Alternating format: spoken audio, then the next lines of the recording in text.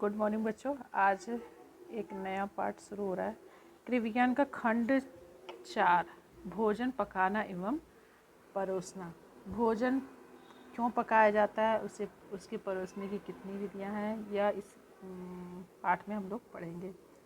पाक कला एक प्रक्रिया है जिसके द्वारा भोजन को ताप के संपर्क में लाकर उसे पकाया जाता है और भोज्य पदार्थों को सरलतापूर्वक चबाने, पकाने और पचाने की योग्य बनाया जाता है। भोजन का पकाना इसलिए भी जरूरी है कि विभिन्न भोज्य पदार्थों जैसे चावल, गेहूँ, आलू, गोश्त आदि को कच्चा नहीं खाया जा सकता है, क्योंकि यह स्वास्थ्य के लिए हानिकारक हो सकता है। इन्हें सुपाच्य एवं स्वादिष्ट बनाने के लिए खाने को पकाने या भोजन को पकाना अति आवश्यक है। भोजन पकाना एक कला है जो कला और विज्ञान का दोनों संगम माना जाता है। विभिन्न प्रकार के भोजनों को तैयार करने में जहाँ पौष्टिकता का भी ध्यान रखना आवश्यक है, वहीं पे सुंदर, आकर्षक और रुचिकर रूप से तैयार करना, परोसना, कलात्मक गुणों का ध्यान रखना आदि प्रदर्शित करता है। इसका मुख्य प्रभाव खाने वाले के मन पर भी पड़ता है। इसमें भोजन करने की इच्छा जागृत होती है। इससे मनोवैज्ञानिक प्रभाव पड़ता है, जिससे ये सब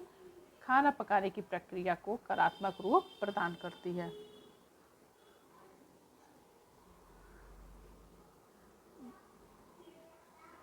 तो पढ़ते हैं भोजन पकाना और भोजन प्रक्रिया के क्या उद्देश्य हो सकते हैं, क्यों आखिर भोजन पकाया जाता है और उसके क्या उद्देश्य है। पाक क्रिया भोजन पकाने के मुख्यतः निम्न उद्देश्य हो सकते हैं। जैसे पहला है भोजन सामग्री को सुपाच्य बनाना। भोजन को पकाने से उसकी श्वेत सार विखंडित यानी जितने कार्बोज है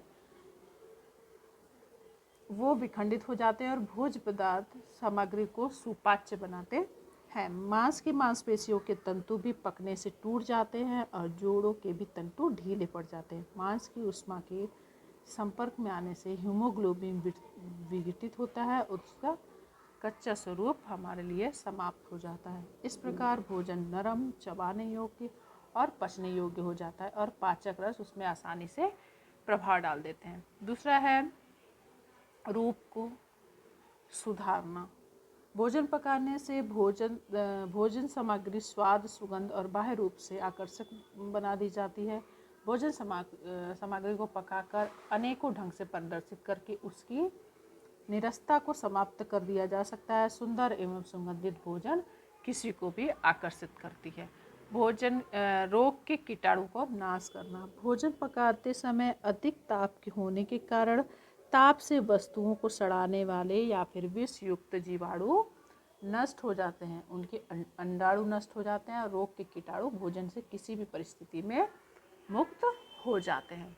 अब अगला है भोजन को आकर्षित बनाना। भोजन पकाने से भोज्य सामग्री आकर्षित बन जाती है।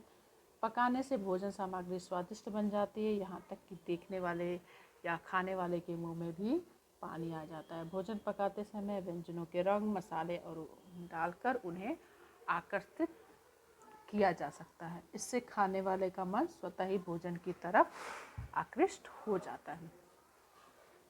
अगला है व्यंजनों की विविधता को बढ़ाना या प्रदान करना। भोजन पकाने के महत्वपूर्ण व्यंजनों में विविधता उत्पन्न करना है, जैसे ही चावल बनाना, चावल से खीर बना देना, चावल का ही पुलाव बनाना और चावल की ही पकौड़ी, चावल की रोटी, उसके आटे पीसकर चावल की रोटी भी बनाई जा सकती है। उसी प्रकार भोजन को विभिन्न उद्देश्यों से भोजन विभिन्नता लाकर हमें भोज्य पदार्थ के स्वाद और गुण को बदलने में आसानी हो जाती है और हमें खाना खाने और पचाने में भी सहायता मिलती है।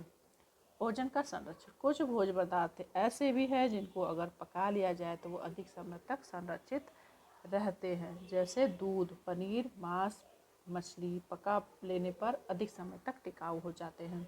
जैसे जैम, जेली, मुरब्बे आदि को अधिक समय तक पकाकर रखने से यह संरक्षित किए जा सकते हैं। अगला है पाक क्रिया में ध्यान देने बातें।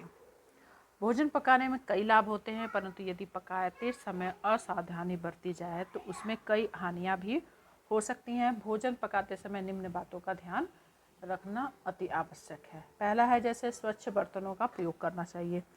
भोजन सदैव स्वच्छ बर्तनों में ही पकाना चाहिए। गंदे बर्तनों में भोजन विषाणु युक्त हो सकता है, अतः कले हुए बर्तनों में ही भोजन पकाना चाहिए। दूसरा है कलई युक्त भोजन बनाने के लिए बर्तनों का प्रयोग। बिना कलई वाले पीतल के बर्तनों में भोजन पकाना विष युक्त हो सकता है, अतः कलई किए हुए बर्तनों में ही भोजन पकाना चाहिए। हाथ एवं नाखून को साफ रखना। पकाते समय कार्य करने वाले के हाथ और नाखून साफ होने चाहिए। गंदगी युक्त नाखून भोजन को विषैला बना देते हैं। इसके खाना बनाने वाले के बाल भी बंधे होने चाहिए, कसे होने चाहिए ताकि भोजन में न गिरे। बर्तन ढककर पकाना। पकाते समय बर्तन को खुला नहीं रखना चाहिए। खुला रखने से भोजन वायु के संपर्क में आ जाती है और जिससे विटामिन और भोजन के सुगंध नष्ट होने की संभावना होती है। छठा है निश्चित अवधि तक पकाना। निश्चित अवधि से अधिक देर तक पकाने से पोषक तत्व नष्ट हो जाते हैं या फिर भोजन को पकाने में कठिनाई या पचने में कठिनाई होती है।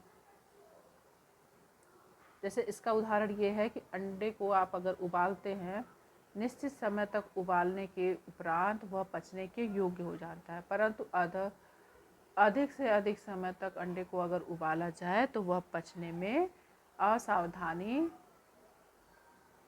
प्रदान करता है और अपच की संभावना होने लगती है। खाने का सोडा प्रयोग ना करना। खाने के सोडे भोजन में पदार्थ में डालने से विटामिन बी नष्ट हो जाता है, अतः विटामिन बी युक्त भोजन को भोजन करने के लिए इसका प्रयोग नहीं करना चाहिए। उबाले गए पानी को नहीं फेंकना।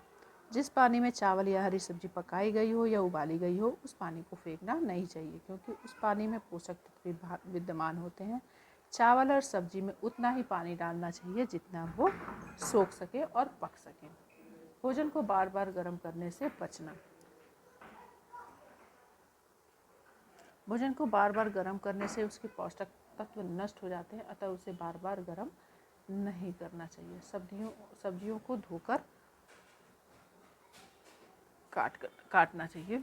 सब्जियों का हमारे जीवन में विशेष महत्व है। आजकल खेती के समय में अत्यधिक लालच में रासायनिक खाद और उर्वरक का प्रयोग होने लगा, जिससे उपज तो बढ़ जाती है, परंतु सब्जियों के अंदर विषैले तत्व भी या फिर रासायनिक तत्व विद्यमान हो जाते हैं। इसलिए काटते समय सब्जियों को सबसे पहले धो लेना चाहिए, जिससे उसके विटामिन पानी में नष्ट नहीं होते हैं। सब्जियों को विटामिन, खनिज, लवण आदि प्रदान करती है, अतः इसे काटने से पहले ही धो लेना चाहिए।